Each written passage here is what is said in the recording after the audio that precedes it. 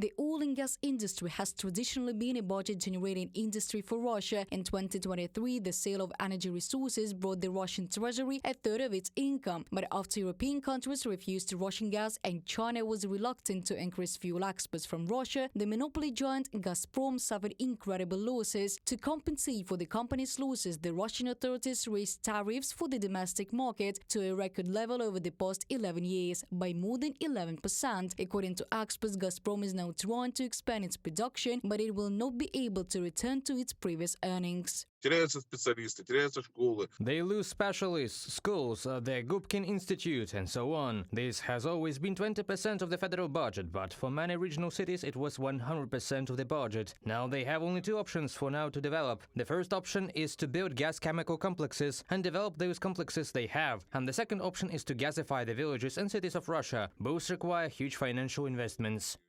Things are not so catastrophic in the Russian LNG market if during the 2 years of the war, the volumes of Russian pipeline gas exports to the EU decreased 3 times, then LNG supplies remained at pre-war levels. However, the volumes of liquefied gas exports are not comparable with supplies through the pipeline. Despite the fact that Europe is the main buyer of Russian LNG, its exports last year amounted to only 20 billion cubic meters. This is 10 times less than pipeline supplies in 2021. Ситуация с импортом The situation with the import of liquefied natural gas from Russia is now quite controversial. On the one hand, some countries, in anticipation of the imposition of sanctions, are trying to maximize profits in the time remaining. By 2030, Moscow wants to triple LNG production, but the Western sections will not allow it to do this. Over the past 6 months, the United States and the European Union have imposed a number of restrictions on this industry. They relate to a ban on re-export as well as technological cooperation with large LNG projects. As a result, the largest liquefied gas producer in Russia, Novatek, froze its most ambitious project, Arctic LNG-2. According to experts, the biggest problems now are with high-tech components and chips for transporting LNG.